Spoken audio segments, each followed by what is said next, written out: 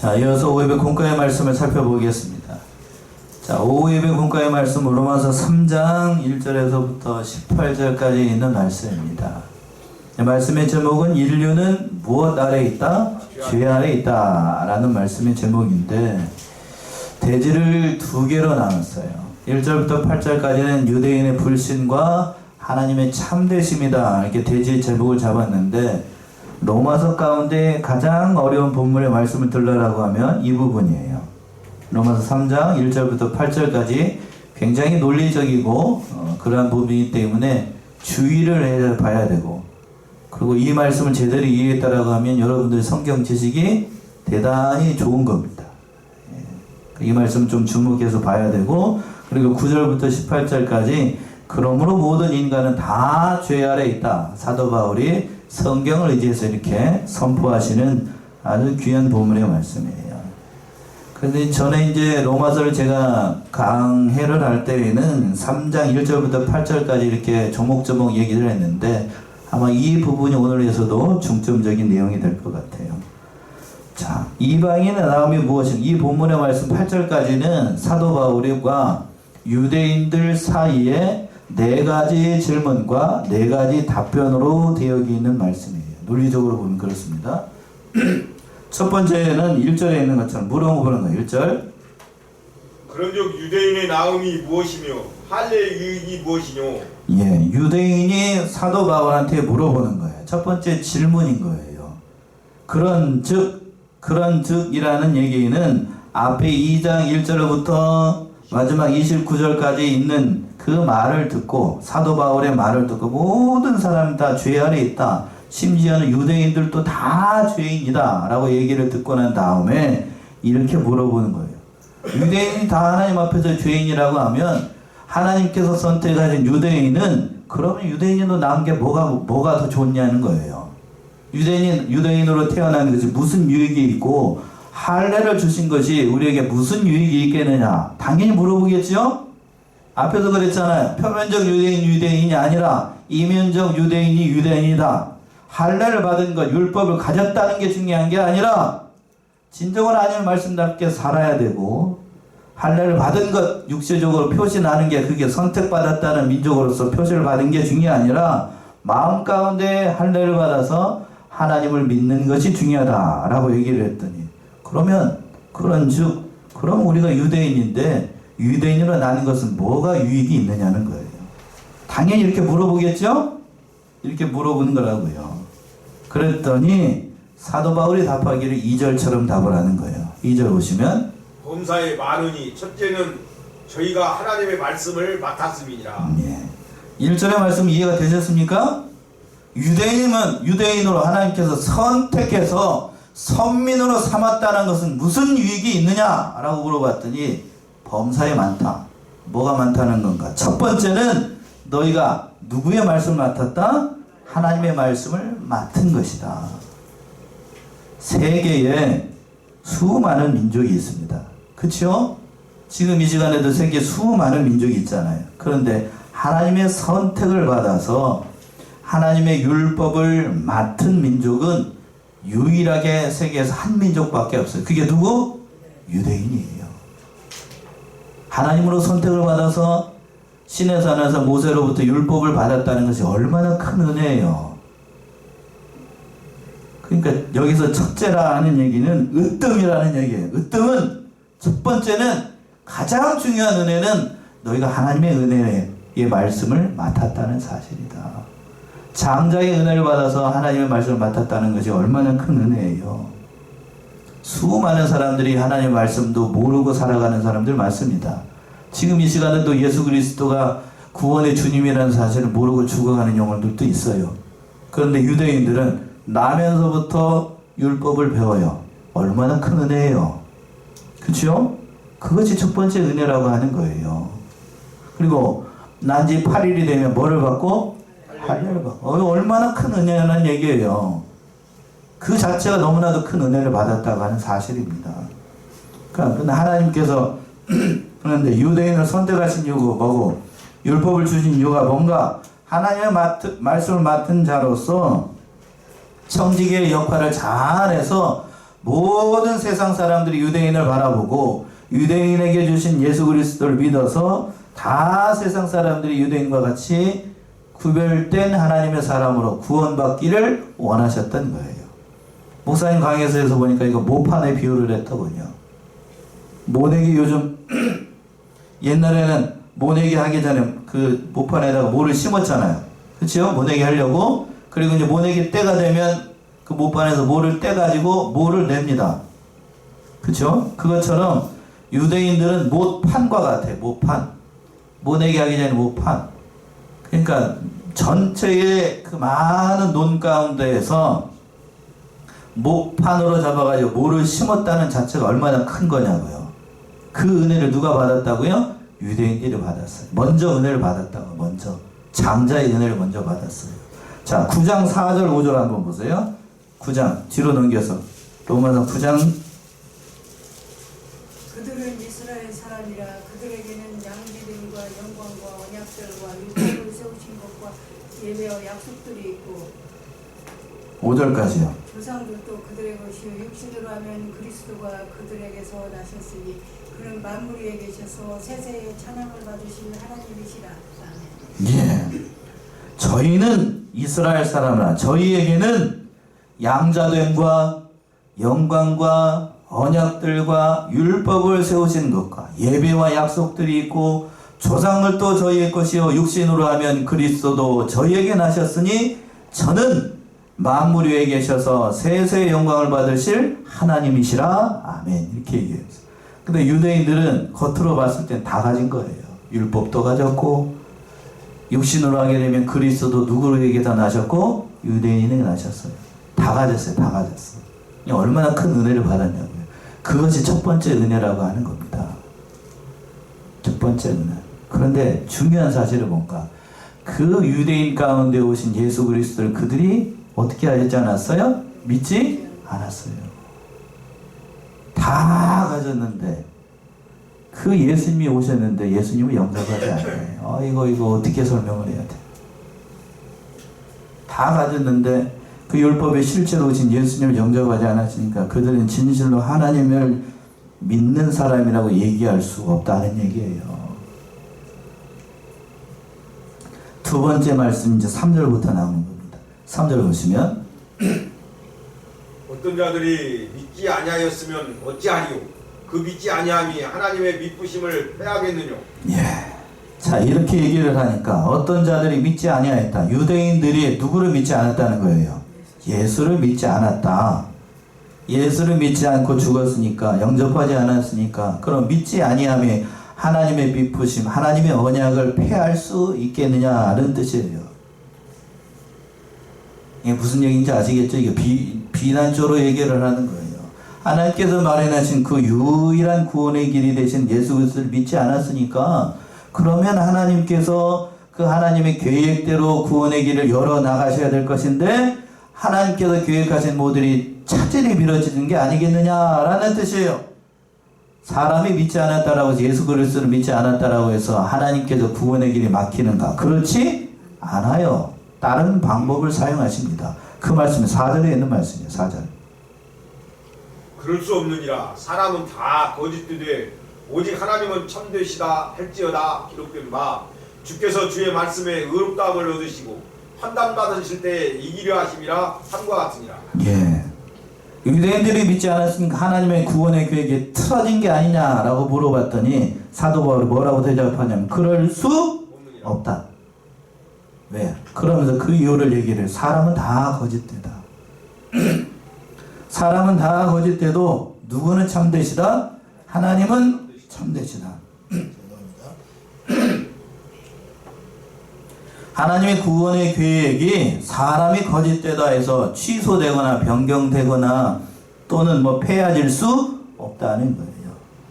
사람이 거짓되다 할지라도 하나님은 그걸 통해서 또 하나님께서 다른 구원의 길을 열어나가신다는 얘기입니다. 예를 든다라고 하면 하나님께서 이스라엘을 출애굽의 역사를 이끌었습니다. 그랬죠? 가나안 땅으로 들어가게 하기 위해서 이스라엘 백성들을 애굽에 400년 동안 종살이 해서 그 민족을 출애굽의 역사를 이끌었습니다. 그래서 낮에는 무슨 기둥으로? 구름 기둥으로. 밤에는 불 기둥으로 만나와 메추라기를 먹이면서 광야의 길을 가서 가나안 땅으로 인도했습니다. 그 인도하는 과정에 믿음의 1세대들, 광야를 지나갔던 믿음의 1세대들이 믿음이 없었어요. 그래서 하나님 원망하고 모세 원망하고 들어가지 않겠습니다. 어디로 가겠다. 가나안 땅을 안 가고 어디로 가겠다고 자꾸 얘기해요. 어디로 가겠다고. 들어왔던 애굽 땅으로 다시 가겠다고 얘기하잖아요. 그랬더니 하나님께서 어떻게 그들의 심판을 하셨냐면 돌아가겠다고 하는 애굽의 1세대들은 출애굽의 역사를 이끄는 1세대들은 다 어디서 다 죽이고 광야에서 다 죽이고 믿음의 2세대들 20세 이하 청년들만 어디로 들어가게 하셨어요? 가나안 땅에 들어가게 하셨어요. 하나님은 그렇게 해서라도 하나님의 구원의 길을 열어 나가신다는 얘기예요. 여러분의 하나님의 말씀 불순종했다라고 해서 하나님께서 하나님의 뜻이 이루어지는 게 아니라 다른 사람을 통해서 하나님의 구원의 길을 열어 나가시는 거예요. 그러니까 이 사실을 깨닫는다라고 하면 내가 하나님 앞에 불순종했다라고 해서 하나님의 구원의 길이 차질이 있거나 그런 게 아니고 하나님은 다른 방법을 통해서 이 역사를 이루어 나가시는 거예요. 또 그 하반절에서 보면 기록된 바 주께서 주의 말씀에 의롭다함을 얻으시고 판단받으실 때 이기려 하심이라 함과 같으냐. 이 말씀은 다윗이 자기가 부족해가지고 하나님 앞에 죄를 졌어요. 그랬죠? 누구의 아내를 범했습니까? 우리아의 아내를 범했어요. 그렇다라고 하면 의인이었던 다윗이 범죄를 했으니까 하나님의 구원의 계획에 차질이 생겼는가? 그렇지 않아요. 다윗이 그 10년 가운데 하나님께서 상한 마음을 주셔가지고 자신의 죄를 회개하고 다시 하나님 앞에 진실한 마음으로 서게 했습니다. 물론 그 대가는 혹독했지요. 그렇죠? 본래 다윗의 자손으로 오실 예수 그리스도를 하나님께서 예언하셨는데 다윗이 범죄했기 때문에 그 예언의 말씀이 취소된 게 아니에요. 다윗을 어떤 사람으로 더 만드셔서 신실한 하나님의 사람으로 만드셔서 회개케 해서 본래의 하나님의 계획을 실현하게끔 하셨다는 얘기예요. 그러니까 하나님의 구원의 계획은 취소되거나 변경되거나 뭐 폐해지거나 그런 게 아니라는 얘기입니다. 더 확실하게 그 사람이 부족하면 그 사람을 바로 세워서라도 하나님의 구원의 길을 열어나가시는 거예요.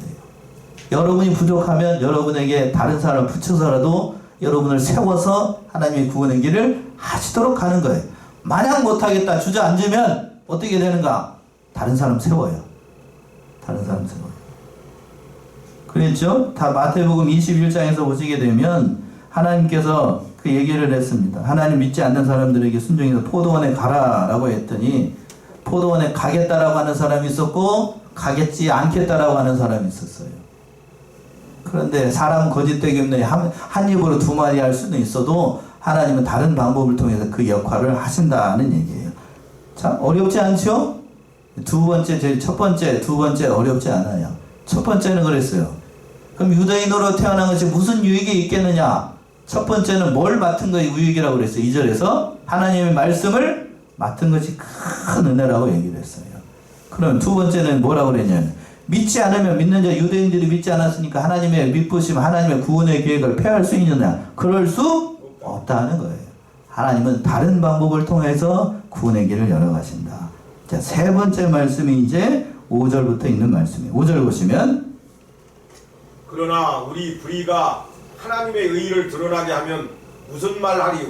내가 사람의 말하는 대로 말하노니 진노를 내리시는 하나님이 불의하시냐? 예. 자, 세 번째 말씀과 네 번째 말씀이 조금 어려울 수 있는데 5절 보시면 그러나 우리의 불의가 뭘 드러냈다고요? 하나님의 의를 드러나게 하면 무슨 말을 하리요? 내가 사람의 말하는 대로 말하노나 진노를 내리시는 하나님이 불의하시냐? 유대인들이 불순종해가지고 복음이 어디로 넘어가게 되냐면 누구에게 넘어가게 돼요? 이방에 넘어가게 됐습니다. 그러니까 우리가 하나님을 믿지 않고 예수 그리스도 영접하지 않아서 복음이 이방으로 넘어가게 돼서 결국 하나님의 의의가 더 드러났으니까 유대인들도 어떻게 보게 되면 선한 일을 한 게 아니냐라고 물어보는 거예요. 이 말이 맞아요, 이게? 이게 말이 맞는 것 같아요? 하나님이 그러면 유대인들이 공로를 했으니까 하나님을 믿지 않은 것 때문에 완악함 때문에 복음이 이방으로 넘어가가지고 지금 이방인들 저와 여러분들이 구원을 받았으니까 유대인들도 공로자가 아니냐라고 물어보는 거예요. 유대인들이 공로자인가요? 자신의 악함으로 하나님의 의가 나타났으니까 유대인들도 공로자 아닌가요? 이렇게 물어보는 거라고요. 여러분들 답이 정답이에요. 6절의 말씀 그 말씀 아닙니까? 6절. 결코 그렇지 아니하리라. 만일 그러하면 하나님께서 어찌 세상을 심판하시리요. 만약에 그렇다라고 하면 그 말이 사실이라고 하면 하나님이 어떻게 불의에 대해서 심판하실 수 있겠느냐는 거예요. 그렇겠지요? 그 말씀만 정답 아니겠습니까? 불의가 의라고 한다라고 하면 하나님께서 불의를 인정하신 것이 되니까 하나님께서 불의를 심판하실 수 있어요, 없어요? 없어요. 이게 무슨 회개망측한 얘기냐고. 자, 이 말씀이 5절과 이제 세 번째하고 네 번째 말씀은 예를 들어서 연결되어 있는데, 자, 7절 보시면 7절. 그러나 나의 거짓말로 하나님의 참되심이 더 풍성하여 그의 영광이 되었으면 어찌 나도 죄인처럼 심판을 받으리요. 예. 자, 예를 들어서 이제 마지막으로 유대인이 이제 사도 바울에게 질문을 하는 거예요. 뭐라고 질문을 하냐면, 나의 거짓말로 누구의 참되심이 더 풍성해졌다고요? 하나님의 참되심이 더 풍성하게 됐으니까 나는 더욱더 뭐한 사람이 되겠다? 거짓말하는 사람이 되겠다. 그리고 하나님은 그것에 대해서 뭐 하실 수 없다? 죄인처럼 심판하시면 안 된다라는 뜻이에요. 왜? 나도 공로자니까요. 공로자인가요? 여기서 이제 좀 어려워지는 거죠.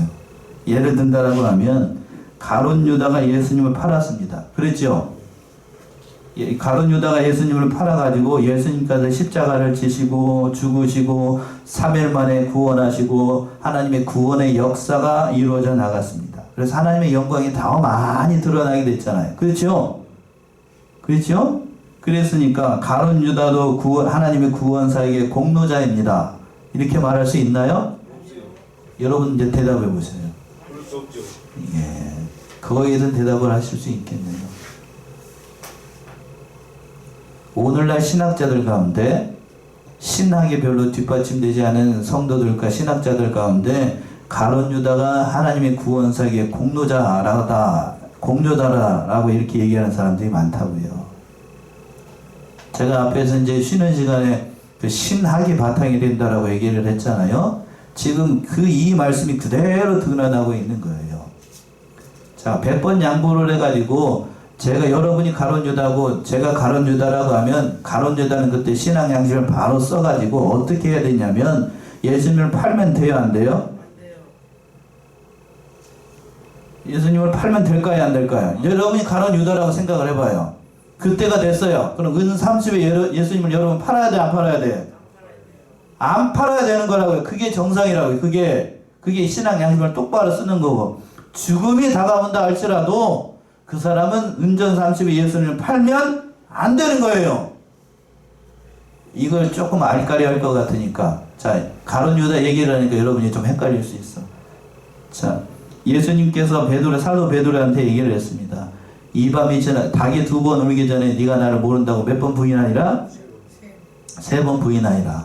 그러면 그 밤에 사도 베드로는 예수님을 부인하면 돼요, 안 돼요?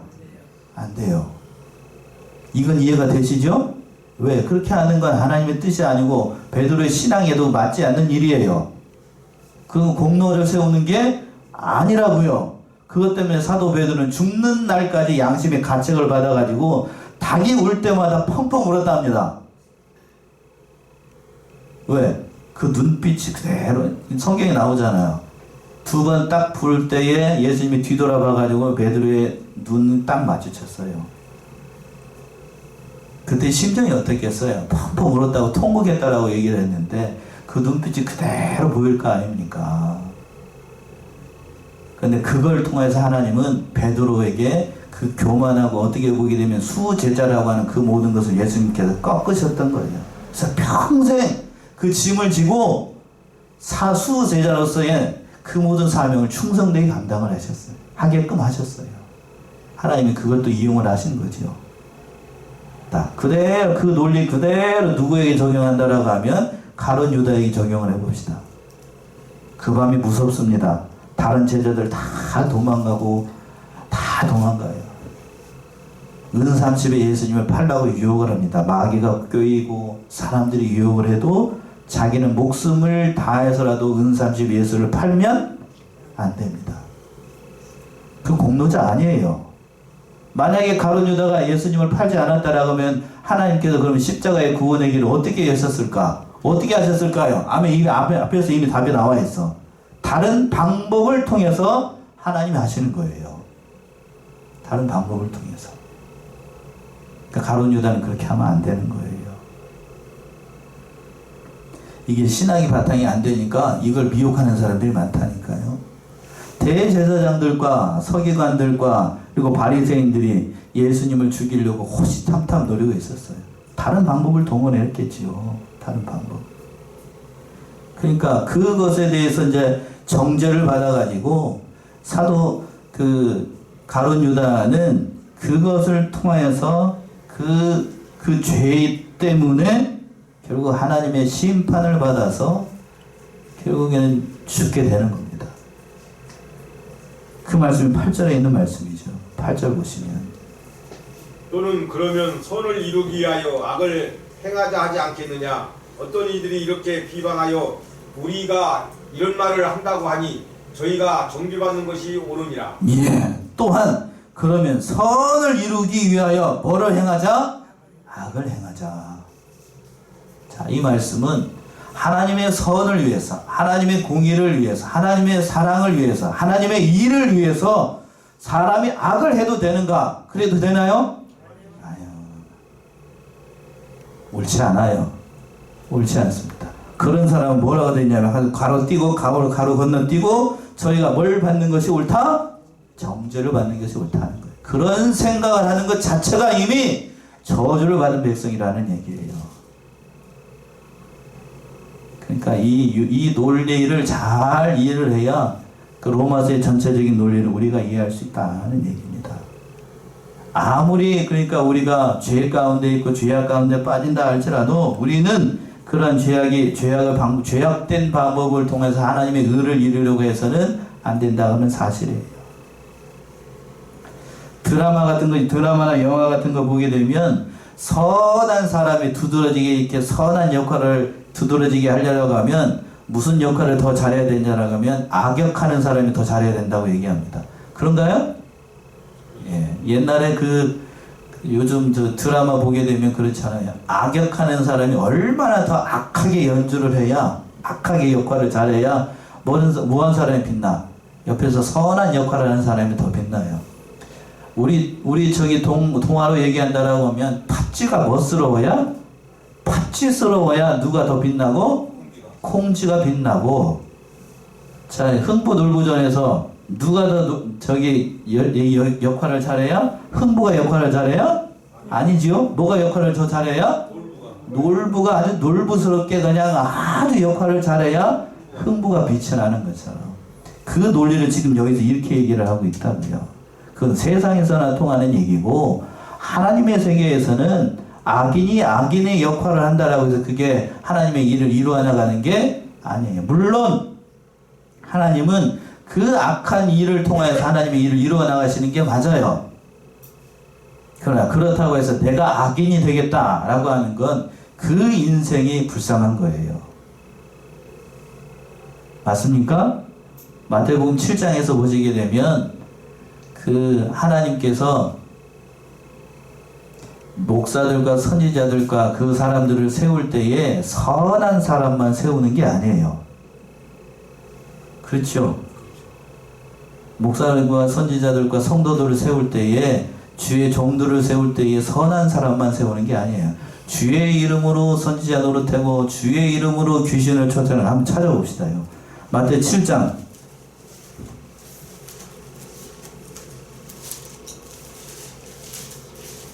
제7장 몇 절부터인가요? 21절부터 한번 봅시다. 21절부터. 나더러 주여 주여 하는 자마다 천국에 다 들어갈 것이 아니오 다만 하늘에 계신 내 아버지의 뜻대로 행하는 자라에 들어가리라.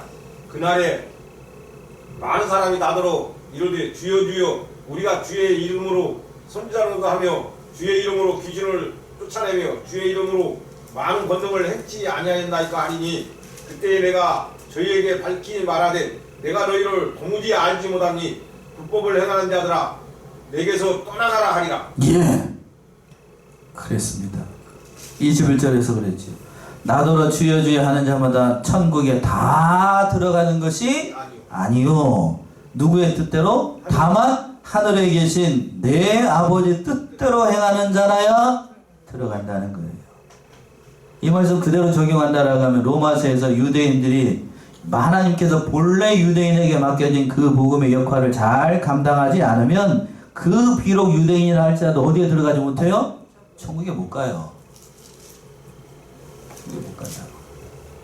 그리고 또 22절 보시면 22절 중요한 말씀 22절에요. 그날에 많은 사람들이 나더러 이르되 주여 주여 우리가 주의 이름으로 무슨 노릇하고? 선지자 노릇하고 주의 이름으로 뭐를 쫓아내고? 귀신을 쫓아내고 주의 이름으로 많은 뭐를 했습니다? 권능을 행했습니다. 다 누구의 이름으로 했다고요? 주님의 이름으로.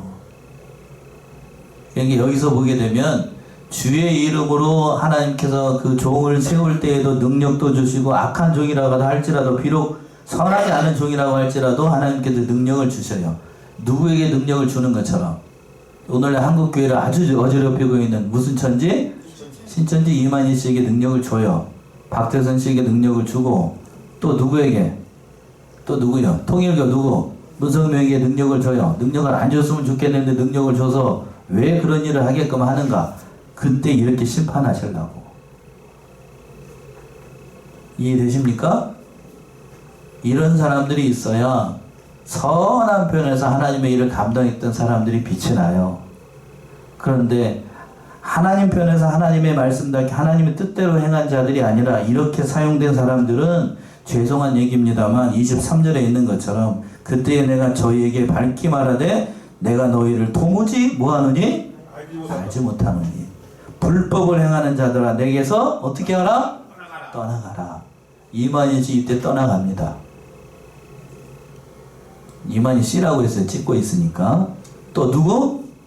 박대선 씨 쫓겨납니다. 또 누구요? 문성명 씨 어떻게 돼요? 쫓겨나요. 왜 하나님이 그러면 그때 심판하시려고 이렇게 놔두는 거라고. 이때 놔두는 거라고. 그렇게 쓰임을 받는 사람은 불행한 거예요.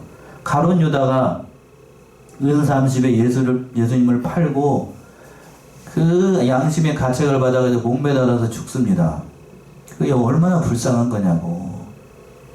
그렇게 죽으라고 그렇게 한 게 아니에요. 불쌍한 거잖아요. 그렇게 쓰임을 받는다는 것 자체가 이미 저주를 받은 거라고.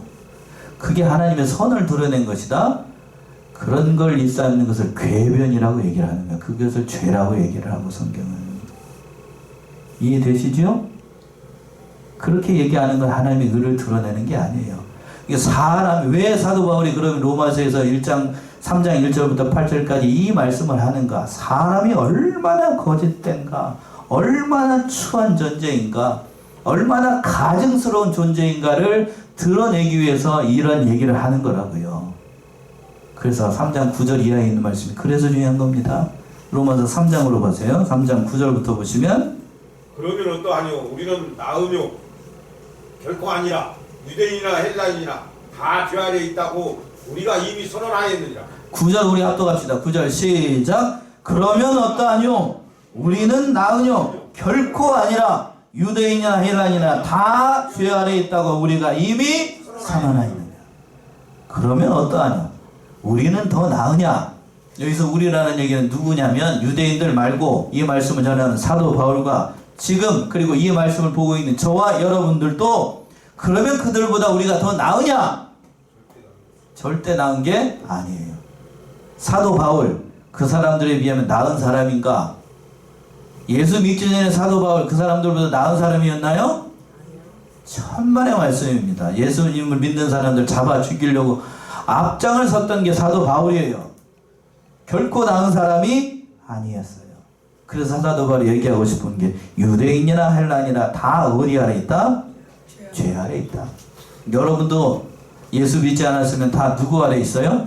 죄 아래 있어요. 죄 아래 있어.